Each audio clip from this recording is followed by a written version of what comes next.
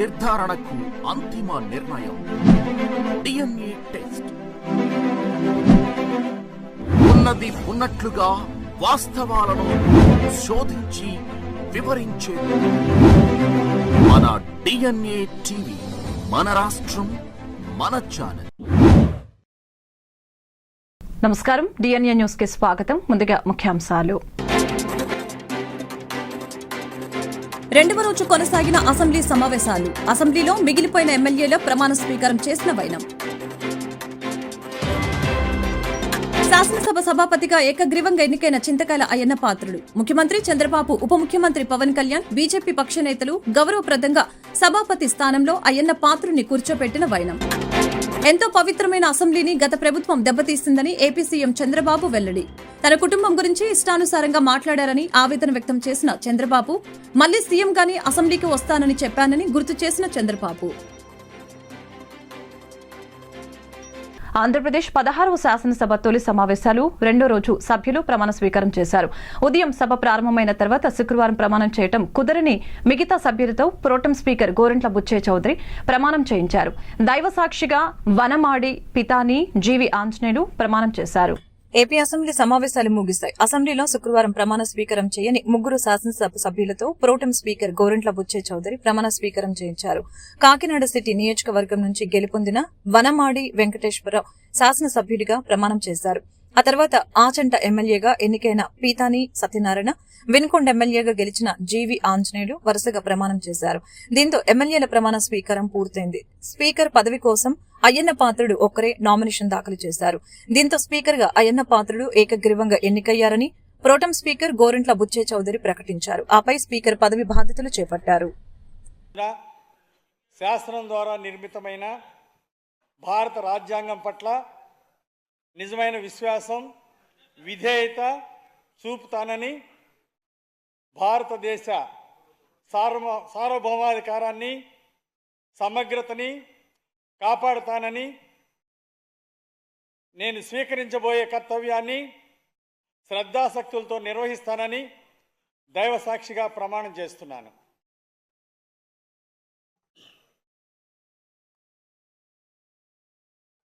ఆంధ్రప్రదేశ్ శాసనసభ సభ్యుడైన జీవి ఆంజనేయులనే నేను సభా నియమాలను కట్టుబడి ఉంటానని, వాటిని అనుసరిస్తానని, సభా మర్యాదలను పాటిస్తానని, సాంప్రదాయాలను గౌరవిస్తానని దైవ సాక్షిగా ప్రమాణం చేస్తున్నాను.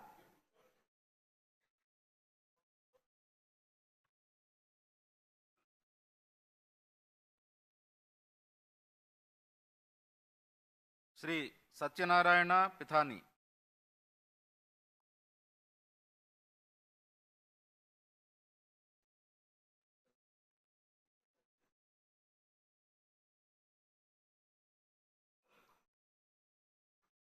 పితాని సత్యనారాయణ అనే నేను శాసనసభ సభ్యుడిగా ఎన్నికైన నందున శాసనం ద్వారా నిర్మితమైన భారత రాజ్యాంగం పట్ల నిజమైన విశ్వాసం, విధేయత చూపుతానని, భారతదేశ సార్వభౌమాధికారాన్ని, సమగ్రతను కాపాడతానని, నేను స్వీకరించబోయే కర్తవ్యాన్ని శ్రద్ధాశక్తులతో నిర్వహిస్తానని దైవసాక్షిగా ప్రమాణం చేస్తున్నాను. ఆంధ్రప్రదేశ్ శాసనసభ సభ్యుడైన పితాని సత్యనారాయణ నేను సభా నియమాలకు కట్టుబడి ఉంటానని, వాటిని అనుసరిస్తానని, సభా మర్యాదలను పాటిస్తానని, సాంప్రదాయాలను గౌరవిస్తానని దైవసాక్షిగా ప్రమాణం చేస్తున్నాను.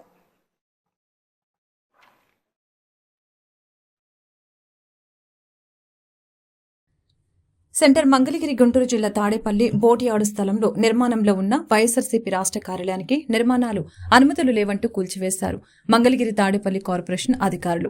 గత ప్రభుత్వంలో మాజీ ముఖ్యమంత్రి జగన్మోహన్ రెడ్డి 2 ఎకరాల స్థలాన్ని 33 సంవత్సరాలకు లీజుకు తీసుకున్న వైసీపీ సంవత్సరానికి ₹1000 చొప్పున అద్దె చెల్లిస్తూ దానిలో పార్టీ కార్యాలయాన్ని నిర్మాణం G+2 నిర్మాణం చేపట్టాలని అనుకున్నారు. అందులో భాగంగా గ్రౌండ్ ఫ్లోర్ స్లాబ్ నిర్మాణం చేపట్టి మొదటి స్లాబ్కు పిల్లర్స్ వేసి ఉంచిన నిర్మాణాన్ని ఈరోజు ప్రొక్లైనర్తో నిర్మాణాన్ని కూల్చివేశారు అధికారులు.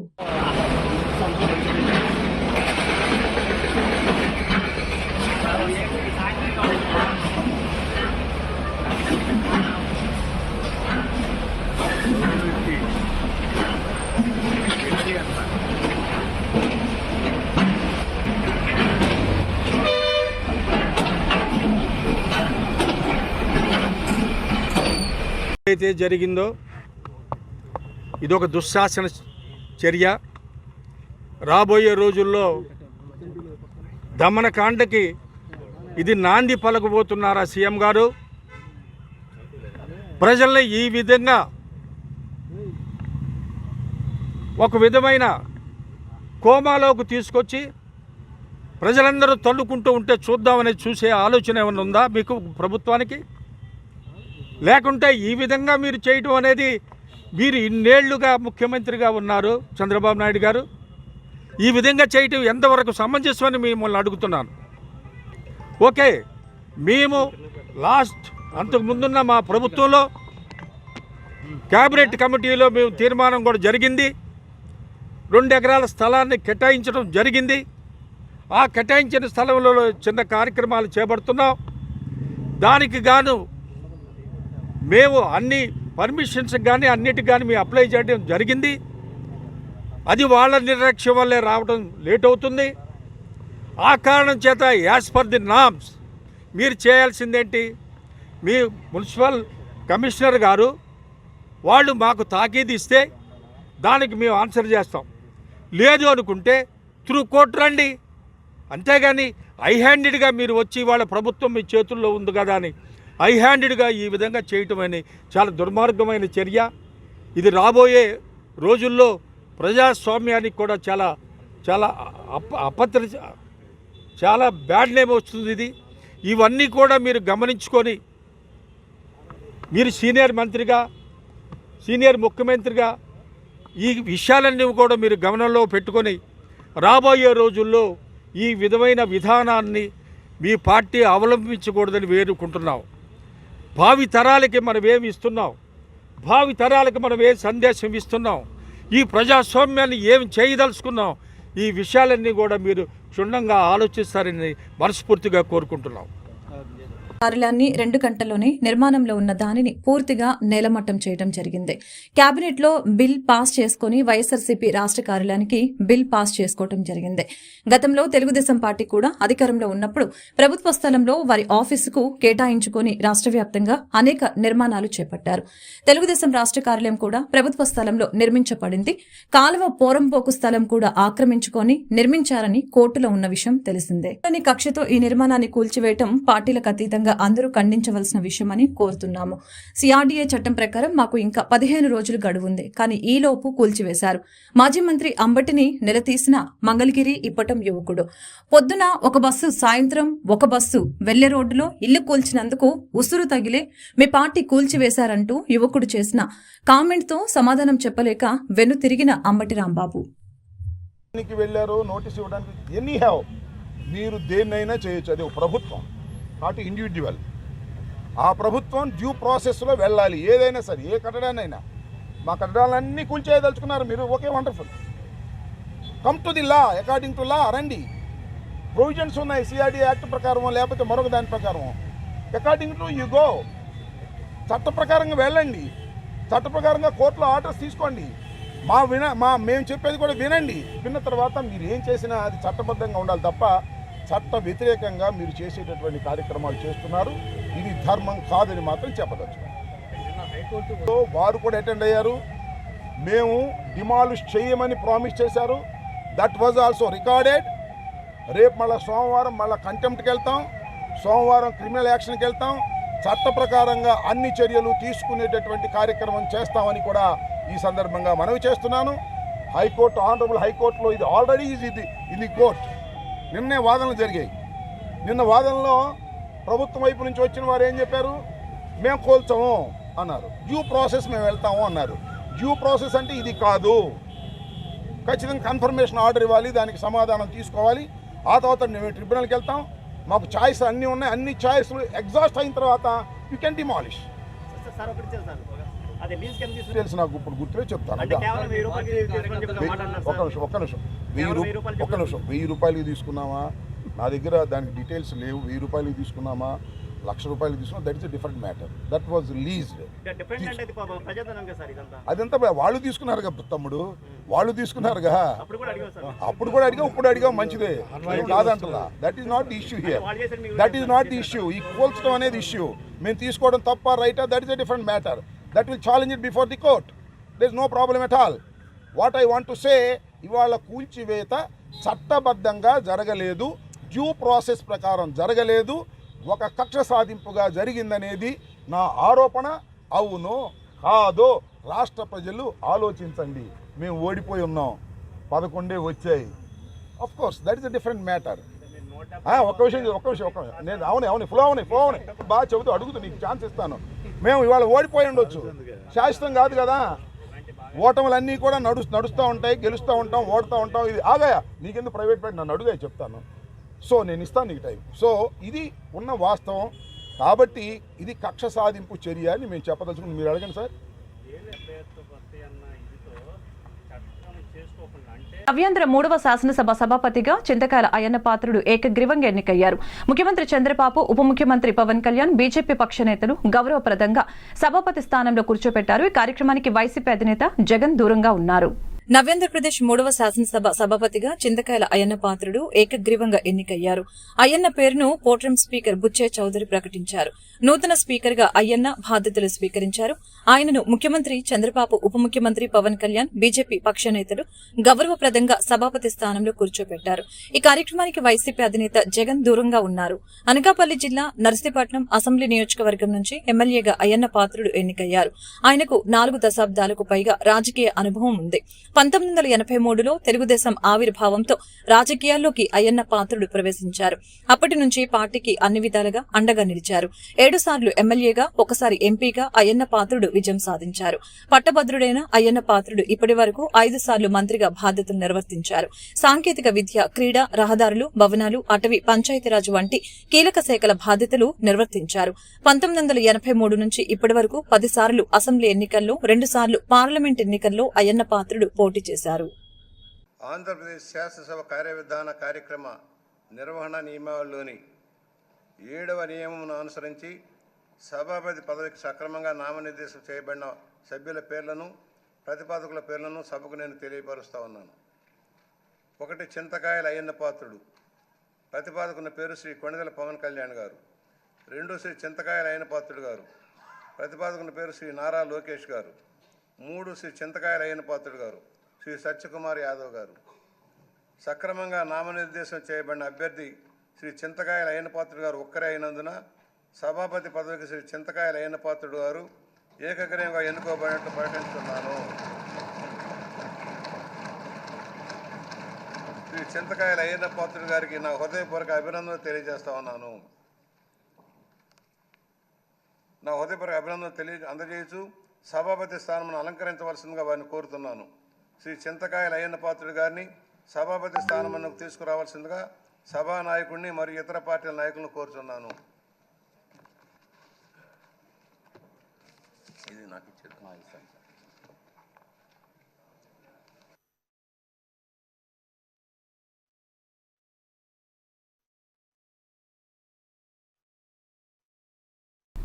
ఎంతో పవిత్రమైన అసెంబ్లీని గత ప్రభుత్వం దెబ్బతీసిందని ఏపీ సీఎం చంద్రబాబు అన్నారు. 23 మంది గెలిచి అసెంబ్లీకి వస్తే చాలా ఇబ్బంది పెట్టారని, నా కుటుంబం గురించి ఇష్టానుసారంగా మాట్లాడారని ఆవేదన వ్యక్తం చేశారు. మైక్ ఇవ్వకుండా చేసి అవమానపరిచారని, సీఎంగానే అసెంబ్లీకి వస్తానని ఆ రోజే గట్టిగా చెప్పా. గౌరవ సభకు రాను, గౌరవ సభకే వస్తానని స్పష్టం చేశానని గుర్తు చేసుకున్నారు. రాష్ట్రంలో ఆడపడుచుల్ని అవమానించారని ప్రజలంతా గమనించి నన్ను గౌరవ సభకు పంపారని చంద్రబాబు తెలిపారు. స్పీకర్ గా ఎన్నికైన అయ్యన్న పాత్రుడు రాష్ట్రానికి చేసిన సేవలు గుర్తు చేస్తూ చంద్రబాబు అసెంబ్లీలో మాట్లాడారు. సుమారు 2.5 ఏళ్ల తర్వాత సభలో మాట్లాడిన చంద్రబాబు కాస్త ఎమోషన్ అయ్యారు. ఆనాటి పరిస్థితులు మరొకసారి గుర్తు చేశారు. తన ఫ్యామిలీపై అనవసరంగా ఎలాంటి కారణం లేకుండా నోరు పారేసుకున్నారని అన్నారు. 5 ఏళ్లుగా నీచ రాజకీయాలు చూశామని తెలిపారు చంద్రబాబు. సభలో ప్రశ్నించిన తమ సభ్యుల్ని అసభ్యకరమైన భాషలో తిట్టారని తెలిపారు. చివరకు తన నిరసన తెలియచేసి వెళ్లిపోతామని చెప్పినా మైక్ ఇవ్వలేదని అన్నారు. ఇలాంటి వైసీపీ గెలిచిన నాటి నుంచి మొన్నటి వరకు సభ నడిపిన తీరు ప్రజలు గమనించారని అన్నారు. అసలు రాజకీయాలకి సంబంధం లేని తన కుటుంబాన్ని అవమానించారన్న చంద్రబాబు అదే విషయంపై శపథం చేశానని అన్నారు. ముఖ్యమంత్రిగానే గౌరవ సభకు వస్తానని చెప్పినట్లు తెలిపారు. తన జీవితంలో ఎప్పుడూ లేని విధంగా కన్నీళ్లు పెట్టుకోవాల్సి వచ్చిందని గుర్తు చేశారు. తన ఆవేదన గుర్తించిన ప్రజలు అఖండ మెజారిటీతో విజయాన్ని కట్టపెట్టారని తెలిపారు. నేను కూడా ఇదే హౌస్లో చాలా బాధపడిన సందర్భం రోజు ఉంది. మెంబర్స్ అందరం ఉన్నాం.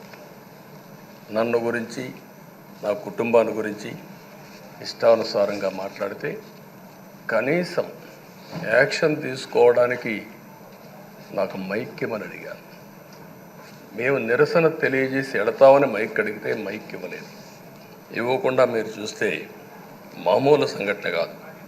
ఆ రోజు నేను ఒక మాట చెప్పాను, ఇది గౌరవ సభ కాదు, మీరు నాకు మైక్ కూడా ఇవ్వడం లేదు, మైక్ ఇవ్వకపోయినా నేను స్టేట్మెంట్ ఇవ్వాలి కాబట్టి ఇచ్చేడతాను రికార్డు కోసం అని చెప్పి గట్టిగా లేచి ఇదే సీట్లో కూర్చొని ఆ రోజు నేను చెప్పింది అదే వర్డ్స్ మీకు రిపీట్ చేస్తున్నాను. నేను స్టేట్మెంట్ ఇవ్వాలనుకున్నాం, మీరు మైక్ ఇవ్వకుండా చేశారు. అయినా నాకు బాధ లేదు. మళ్ళీ చెప్తున్నా, ముఖ్యమంత్రిగానే ఈ హౌస్కు వస్తాను తప్ప అదర్వైజ్ నాకు రాజకీయాలు అవసరం లేదు. ఇది ఒక గౌరవ సభ కాదు. ఇలాంటి గౌరవ సభలో నేనుండనని మరొక్కసారి చెప్తూ మీకు నమస్కారం. ప్రజలకు విజ్ఞప్తి చేస్తున్నా, నా అవమానం మీరు అందరూ అర్థం చేసుకొని నిండు మనసుతో ఆశీర్వదించాలని కోరుతూ ఈ సభ నుంచి వాకౌట్ చేస్తున్నానని చెప్పి వాకౌట్ చేసి బయట ప్రెస్ కాన్ఫరెన్స్ పెట్టాను. ఎందుకు ఈ విషయం చెప్తున్నానంటే నా జీవితంలో ఇది 9వసారి నేను ఎమ్మెల్యే. ఈ రాష్ట్రంలో తెలుగు జాతిలో నాకు వచ్చిన అవకాశాలు ఏ నాయకుడికి రాలేదు. 14 సంవత్సరాలు ముఖ్యమంత్రిగా పనిచేశాను. ఇప్పుడు మళ్ళీ ముఖ్యమంత్రి అయ్యాను. 15 సంవత్సరాల పొజిషన్ పార్టీ లీడర్గా పనిచేశాను. కానీ తిరుపతిలో నా పైన దాడి జరిగింది. 24 క్లేమోర్ మైన్స్ నా మీద బ్లాస్ట్ చేశారు. ఆ రోజు కూడా నా కళ్ళలో నీళ్ళు రాలేదు. మొట్టమొదటిసారిగా ఎలాంటి సంబంధం లేని నా సతీమణి పైన ఆరోపణలు చేశారు. ఆ ఒక్కరిపైన కాదు, ఈ రాష్ట్రంలో ఆడపడుతులందరిపైన, గౌరవంగా బ్రతికే ఆడబిడ్డలందరినీ అవమానం చేయడం, సోషల్ మీడియాలో పెట్టడం, క్యారెక్టర్ అసాసినేషన్ చేయడం, ఇలాంటి చాలా సంఘటనలు జరిగాయి. దానికి పరాకాష్ఠగా ఆ రోజు శాసనసభ్యులు కానీ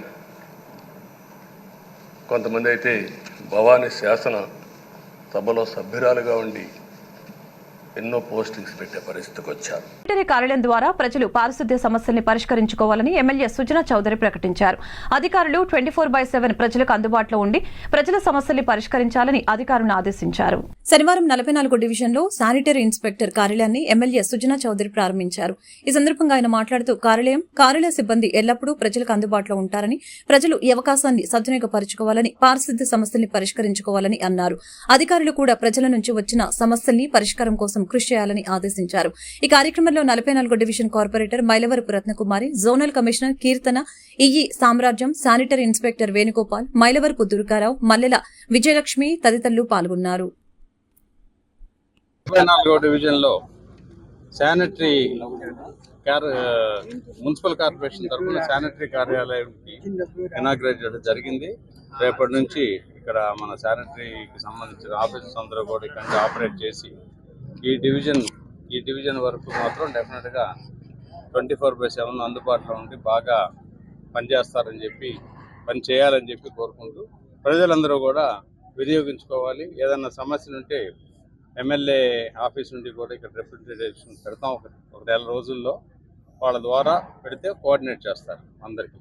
ఆ విషయం ప్రజలందరూ కూడా తెలియపరుస్తారు. జరిగింది. అంతేకాకుండా ఇవాళ జిఎన్ఆర్ఎం స్కూల్ పరిధిలో ఉన్నటువంటి మన పిల్లల కిట్స్ అంటే బుక్స్ కానివ్వండి, పుస్తకాలు ఇవన్నీ ఆయన చేతుల మీద చేయడం జరిగింది. మరి ఈ కార్యక్రమానికి వచ్చిన ప్రతి ఒక్కరికి ధన్యవాదాలు తెలుపుతూ ఈ కార్యక్రమం ఎంతో సక్సెస్ గా జరగడానికి సహకరించిన ప్రజాప్రతినిధులు కానీ, అధికారులు కానీ ప్రతి ఒక్కరికి నమస్కారాలు తెలుపుతాం. అందరికీ నమస్కారం అండి. ఈరోజు విజయవాడ పశ్చిమ నియోజకవర్గం శాసనసభ్యులు సుజనా చౌదరి గారు 44వ డివిజన్లో జిఎన్ఆర్ స్కూల్లో పిల్లలందరికీ కూడా స్కూల్ బ్యాగు, షూస్, అలాగే ఇంకేం కావాలో అందుబాటులోకి అవన్నీ కూడా వాళ్ళ సుజనా చౌదరి గారి చేతుల మీద వాళ్ళ పిల్లలందరికీ అందజేయడం జరిగింది. అలాగే ఇక్కడ శానిటరీ ఆఫీస్ ఒకటి సుజనా చౌదరి గారి చేతుల మీద ఓపెనింగ్ చేయడం జరిగింది. సుజనా చౌదరి గారు గెలిచాక ప్రతి ఒక్క డివిజన్ లో సమస్యల మీద దృష్టి పెట్టి పశ్చిమ నియోజకవర్గంలో రానున్న రోజుల్లో పశ్చిమ నియోజకవర్గం అభివృద్ధి దిశగా తీసుకెళ్లాలి అని చెప్పి ఒక లక్ష్యంగా సుజనా చౌదరి గారు ఈ రోజు పనిచేస్తున్నారు. గతంలో వైఎస్ఆర్సీపీ ఎల్లంపల్లి శ్రీనివాస్ గారు ఉండగా ఒక నియోజకవర్గం ఎంత దరిద్రంగా తయారైందంటే అభివృద్ధి లేక, కానీ సుజనా చౌదరి గారు నియోజకవర్గాన్ని రాష్ట్రంలోనే నెంబర్ 1 స్థాయిలో మనం అభివృద్ధి చెయ్యాలి. పశ్చిమ నియోజకవర్గం అంటే చెప్పుకునేలాగా పలానా సుజనా చౌదరి గారు గెలిచారు, నియోజకవర్గం అభివృద్ధి చెందిందని చెప్పుకునేలాగా మోడల్ గా ఒక నియోజకవర్గాన్ని తయారు చేయాలని చెప్పి ఈ రోజు ప్రతి ఒక్క డివిజన్ లో కూడా పర్యటించి సమస్యల మీద దృష్టి పెట్టి ఎక్కడేం కావాలో అన్ని కూడా సమకూరుస్తున్న ఒక గొప్ప నాయకుడు అని చెప్పి నేను తెలియజేస్తాను. మంత్రి లోకేష్ చేపట్టిన ప్రజా దర్బార్కు రాష్ట్ర వ్యాప్తంగా విన్నపాలు వస్తున్నాయి. వైసీపీ కబ్జాదారుల నుంచి కాపాడాలంటూ బాధితులు వేడుకుంటున్నారు. తక్షణమే చర్యలు తీసుకోవాలని మంత్రి లోకేష్ ఆదేశాలు జారీ చేశారు. మంగళగిరి నియోజకవర్గ ప్రజల కోసం మంత్రి నారా లోకేష్ ప్రారంభించిన ప్రజా దర్బార్కు అనూహ్య స్పందన లభిస్తోంది. ఈ కార్యక్రమం కేవలం మంగళగిరి ప్రజల కోసం నిర్వహిస్తున్నప్పటికీ రాష్ట్ర వ్యాప్తంగా ప్రజలు పెద్ద ఎత్తున తరలివచ్చి యువనేతకు సమస్యల్ని చెప్పుకుంటూ ఉన్నారు. ఎటువంటి ఆంక్షలు లేకుండా ప్రజలు నేరుగా లోకేష్ ను కలిసి తమ సమస్యల్ని చెప్పుకుంటున్నారు. రోజురోజుకి ప్రజల వద్ద నుంచి వస్తున్న స్పందన నేపథ్యంలో రాష్ట్రంలోని అన్ని నియోజకవర్గాల్లో ఈ కార్యక్రమం చేపట్టాలని కొత్తగా ఎన్నికైన ప్రజాప్రతినిధులు భావిస్తున్నారు. రాష్ట్రం నలుమూలల నుంచి ఎంతమంది వచ్చినా ఓపిగ్గా వారి నుంచి వినతులు స్వీకరిస్తున్న యువనేత నారా లోకేష్ భరోసా ఇస్తున్నారు. తమ దృష్టికి సమస్యల్ని సంబంధిత శాఖలకు పంపి సాధ్యమైనంత త్వరగా పరిష్కరించాలని ఆదేశించారు. శనివారం నాడు నిర్వహించిన ప్రజా దర్బార్లో పెద్ద ఎత్తున వినతులు వెల్లువెత్తాయి. మీ నాయకత్వంలో 25,000 కిలోమీటర్లు సీసీ రోడ్ వేసాం, ప్రహరీ గోడలు కట్టాం, పంచాయతీ భవనాలు కట్టాం, గ్రామాలు కూడా ఆనాడు యుద్ధ ప్రాతిపదికంగా తాగునీటి పథకాలు కూడా కలిసి ఏర్పాటు చేశారు. అంతేకాకుండా నాకు ఎప్పుడు సలహాలు కావాలన్నా సూచనలు కావాలని మీకు ఫోన్ చేసేవాడిని, మిమ్మల్ని అడిగి తెలుసుకునేవాడిని. ఆనాడు పంచాయతీరాజ్ గ్రామీణాభివృద్ధి శాఖ మంత్రిగా నేను ఇన్ని పనులు చేయగలనంటే దాని వెనకాల మీరున్నారని ప్రజలందరూ కూడా తెలియజేస్తున్నాను. ఇంతేకాకుండా పెద్దలు గౌరవ ముఖ్యమంత్రి గారు చెప్పినట్లు ఆనాడు ఉత్తరాంధ్ర సృజల సవంతి ఇరిగేషన్ కోసం కూడా మీరు పెద్ద ఎత్తున పోరాడారు. నాకు బాగా గుర్తు, తెలుగుదేశం పార్టీ విశాఖపట్నంలో మహానాడు ఏర్పాటు చేసుకుంటే ఎట్టి పరిస్థితుల్లో అనౌన్స్ చేయాలి అని పట్టుబట్టారు. ఆనాడు కూడా గౌరవ ముఖ్యమంత్రి గారు కూడా అనౌన్స్ చేశారు. అంతేకాకుండా పార్టీలో కూడా పాలిట్ బ్యూరో సభ్యుడిగా సీనియర్ నాయకుడిగా నాకు ఎప్పుడూ ఒక గైడెన్స్ ఇస్తానే ఉన్నారు. ఒకే పార్టీ ఒకే జెండా ప్రజల ఎజెండాగా మీరు ముందరికెళ్ళిన వ్యక్తి. గత 5 సంవత్సరాలు మీరు కూడా ప్రభుత్వం చేతిలో ఒక బాధితులు. 23 కేసులు మీ పైన కూడా బంపర్ ఆఫర్ మీ పైన కూడా పెట్టారు. మీ పైన కూడా నిర్భయ కేసు పెడతాం కానివ్వండి, అని చేస్తాం, చాలా బాధాకరం. ఆనాడు కావాలని ఇల్లు ఇల్లీగల్గా ఉందని కోర్టు కూల్చొద్దు అని చెప్పినా కూడా అతి ఉత్సాహంతో అధికారుల్ని పోలీస్ సోదరులను పంపించి మీ ఇల్లు పైన కూడా దాడి చేశారు, కుటుంబం పైన దాడి చేశారు. మీ భార్య కానీ 2 అబ్బాయిలు కూడా బాధితులై ప్రభుత్వం చేతులు. ఆనాడు నేను నర్సీపట్నంకు వెళ్ళాను, కుటుంబాన్ని కలిసినప్పుడు వాళ్ళని ఒకటే అడిగాను, ఇక్కడికి మీరు ఎందుకు వచ్చారు, మీ అవసరం రాష్ట్రానికి ఉంది, ఏం పర్వాలేదు, అయ్యన్న పాత్రుడు గారు పోరాడతారు, ఎక్కడికి వెళ్ళరు, మీరు వెళ్ళి అందరు కార్యకర్తల్ని కాపాడండి అని తల్లి కూడా నాకు చెప్పడం జరిగింది. నేను అది ఎప్పుడూ మరవలేను. రాజకీయాలు చూసి పెరిగిన వ్యక్తి. ఒకప్పుడు శాసనసభ జరుగుతుందంటే రాత్రి 2-3 వరకు కూడా జరిగేది. ముఖ్యమంత్రి గారు ప్రతిపక్ష నేత హోరాహోరీగా చర్చలు చేశారు. యువకులుగా మేమందరం చూసేవాళ్ళం. ఉందాతనంగా సభ జరిగేది. ఎవరన్నా స్పీడ్గా మాట్లాడినా 2వ రోజు సభకొచ్చి కొంచెం స్పీడ్గా మాట్లాడడం, క్షమించండి అని కూడా కోరిన రోజులు అందరం చూసాం. కానీ గత 5 సంవత్సరాలు అన్నీ లేకుండా పోయినాయి. ప్రజలు కూడా ఒక మాటలో చెప్పాలంటే శాసనసభని అసహించుకునే పరిస్థితి వచ్చింది. ఇది చాలా చాలా బాధాకరం.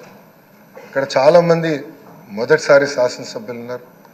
తనకు విద్యుత్ శాఖ మంత్రిగా అవకాశం కల్పించినందుకు రాష్ట్ర ముఖ్యమంత్రి చంద్రబాబు నాయుడుకు ప్రత్యేక కృతజ్ఞతలు తెలియజేస్తున్నట్లు రాష్ట్ర ఇంధన శాఖ మంత్రి గొట్టిపాటి రవికుమార్ పేర్కొన్నారు. దేశంలోనే ఉత్తమ విద్యుత్ శాఖగా ఆంధ్రప్రదేశ్ రాష్ట్ర విద్యుత్ శాఖను తీర్చిదిద్దేందుకు అన్ని విధాలా ప్రయత్నం చేస్తానని గొట్టిపాటి రవికుమార్ పేర్కొన్నారు. నా ధన్యవాదాలు. అట్లా నా నియోజక ప్రజల తరపున కూడా ధన్యవాదాలు తెలియజేస్తా ఉన్నాను. అదేవిధంగా నన్ను ఎన్నుకున్న నా నియోజక ప్రజలకు కూడా పేరు పేరున ధన్యవాదాలు తెలియజేస్తా ఉన్నాను. అదేవిధంగా ఇవాళ మొదటి రోజు నేను ఛార్జ్ తీసుకున్నాను. 3 కార్యక్రమాల మీద మనం దృష్టి పెట్టాం. మొదటగా దాదాపు 44,500 మంది రైతులకి అగ్రికల్చర్ కనెక్షన్స్ ఇవ్వాలని చెప్పి మొదటి సంతకం పెట్టాము. ఎందుకంటే చాలా కాలం నుంచి రైతులు బోర్లు వేసుకొని కరెంటు కనెక్షన్ లేక ఇబ్బంది పడుతూ ఉన్నారు. వాళ్ళందరికీ కూడా కరెంటు కనెక్షన్ ఇవ్వాలనే ఉద్దేశంతో మొదటి సంతకం 44,500 మందికి విద్యుత్ కనెక్షన్లు ఇస్తూ ఉన్నాం. రెండోది వచ్చేసరికి చాలా కాలం నుంచి గవర్నమెంట్ బిల్డింగ్స్, గవర్నమెంట్ వాళ్ళు కరెంటు బిల్లులు కట్టి కరెంటు బిల్లులు కట్టలేక ప్రతిసారి కూడా గవర్నమెంట్ కరెంటు బిల్లు పంచాయతీలకి కరెంటు బిల్లు కట్ చేస్తూ ఉన్నారు. అవన్నీ లేకుండా రాబోయే రోజుల్లో ప్రతి గవర్నమెంట్ ఆఫీస్ పైన సోలార్ తోటి పవర్ తీసుకురావాలనే ఒక మంచి ఉద్దేశంతో ఒక కమిటీ చేశాం. 15 రోజుల్లో కమిటీ దాన్ని రివ్యూ చేసి ఇస్తూ ఉంటారు. అవన్నీ కూడా రాబోయే రోజుల్లో మొత్తం గవర్నమెంట్ బిల్డింగ్స్ అన్నీ కూడా సోలార్తో చేయాలనేది ఒక మంచి కార్యక్రమాన్ని తీసుకున్నాం. అదేవిధంగా మూడోది వచ్చేసరికి ప్రైమ్ మినిస్టర్ గారు ఫిబ్రవరిలో ఒక కార్యక్రమం ఓపెన్ చేశారు. తద్వారా ఎవ్రీ హౌస్ హోల్డర్కి 3 కిలోవాట్స్ దాకా మనం కరెంటు సోలార్ ద్వారా కరెంట్ ఇవ్వాలని చెప్పి అనుకున్నాము. అవన్నీ కూడా కమిటీ వేసి జిల్లాలో కమిటీలు వేసేసి తప్పకుండా రాబోయే రోజుల్లో ప్రతి హౌస్ హోల్డర్ కూడా నాణ్యమైన విద్యుత్తు భారం లేకుండా ఉండేటట్టు తప్పకుండా వాళ్ళందరూ కూడా ఇస్తామని చెప్పి కూడా పేరున మా ముఖ్యమంత్రి గారికి మరొకసారి మా నాయకుడు చంద్రబాబు నాయుడు గారికి నాకు అవకాశం ఇచ్చిన చంద్రబాబు నాయుడు గారికి ధన్యవాదాలు చేసుకుంటూ మా కుటుంబ సభ్యులైన మా డిపార్ట్మెంట్ వారు మేము అందరం కూడా కలిసికట్టుగా పనిచేస్తాం. ఈ డిపార్ట్మెంట్ ఇంకా మంచి అభివృద్ధి చేసుకొచ్చి మీ అందరికీ తెలియదు కాదు, మన నాయకుడు చంద్రబాబు నాయుడు గారికి విద్యుత్ మీద ఎంత అవగాహన ఉందో ఈ దేశంలో ఎవరికి లేనంత అవగాహన సంస్కరణ తీసుకొచ్చిన గొప్ప వ్యక్తి ఎవరంటే చంద్రబాబు నాయుడు గారు. గడిచిన 5 సంవత్సరాల్లో విద్యుత్తుని మొత్తాన్ని నాశనం చేశారు. ఆ సంస్కరణ మళ్ళీ తీసుకొచ్చి మా నాయకుడు చంద్రబాబు నాయుడు గారి డైరెక్షన్లో ఇంకా విద్యుత్తుని బ్రహ్మాండంగా విద్యుత్ సంస్థను బ్రహ్మాండంగా ముందుకు తీసుకెళ్తాం. మేము కానీ మా ఉద్యోగస్తులు కానీ మా కార్మికులు కానీ అందరం కూడా కలిసి పనిచేసి ఈ రాష్ట్రానికి మంచి పేరు తీసుకొస్తామని చెప్పి ప్రతి ఒక్కరిని పేరున మన వాళ్ళందరూ కూడా చెప్పిన విధంగా చాలా సమస్యలు ఉన్నాయి. విద్యుత్ సమస్యలు చాలా విద్యుత్ వ్యవస్థని సర్వనాశనం చేశారు. మేము ఛార్జ్ తీసుకున్న తర్వాత రేపు రివ్యూ మీటింగ్ పెట్టుకొని ఏదైతే మాకు చేతైద్దో అవన్నీ కూడా తప్పకుండా చేస్తాం. అదేవిధంగా అదే కాకుండా ఈ విద్యుత్ వ్యవస్థని నాశనం చేయాలని చూసిన వాళ్ళందరికీ కూడా తగిన గుడిపాఠం చెప్తాం. ప్రజలు ఎంతో ఆశలు పెట్టుకున్నారు. వ్యవస్థలన్నింటినీ కూడా నిర్వీర్యం చేసిన సంగతి మనందరికీ తెలిసిందే. విద్యుత్ వ్యవస్థ ఒక్కటే తీసుకొని ఇప్పటికీ మీరు అన్నట్టు 3 సార్లు కాదు, దాదాపు 8 నుంచి 9 సార్లు పైన ఛార్జీలు పెంచిన సంగతి కూడా మనందరికీ తెలియదు కాదు. ప్రజలు విసుకెత్తిపోయే ఆ ప్రభుత్వం. వార్తలు ముగించే ముందు ముఖ్యాంశాలు మరొకసారి. 2వ రోజు కొనసాగిన అసెంబ్లీ సమావేశాలు. అసెంబ్లీలో మిగిలిపోయిన ఎమ్మెల్యేల ప్రమాణ స్వీకారం చేసిన వైనం. శాసనసభ సభాపతిగా ఏకగ్రీవంగా ఎన్నికైన చింతకాయల అయ్యన్న పాత్రుడు. ముఖ్యమంత్రి చంద్రబాబు, ఉప ముఖ్యమంత్రి పవన్ కళ్యాణ్, బీజేపీ పక్ష నేతలు గౌరవప్రదంగా సభాపతి స్థానంలో అయ్యన్న పాత్రుడిని కూర్చోపెట్టిన వైనం. ఎంతో పవిత్రమైన అసెంబ్లీని గత ప్రభుత్వం దెబ్బతీసిందని ఏపీ సీఎం చంద్రబాబు వెల్లడి. తన కుటుంబం గురించి ఇష్టానుసారంగా మాట్లాడారని ఆవేదన వ్యక్తం చేసిన చంద్రబాబు, మళ్లీ సీఎంగానే అసెంబ్లీకి వస్తానని చెప్పానని గుర్తు చేసిన చంద్రబాబు. ఈ వార్తలు ఇంతటితో సమాప్తం. మరొక బులెటిన్ మళ్ళీ కలుద్దాం. నమస్కారం. నిజ నిర్ధారణకు అంతిమ నిర్ణయం DNA టెస్ట్. ఉన్నది ఉన్నట్లుగా వాస్తవాలను శోధించి వివరించే మన DNA టీవీ, మన రాష్ట్రం, మన ఛానల్.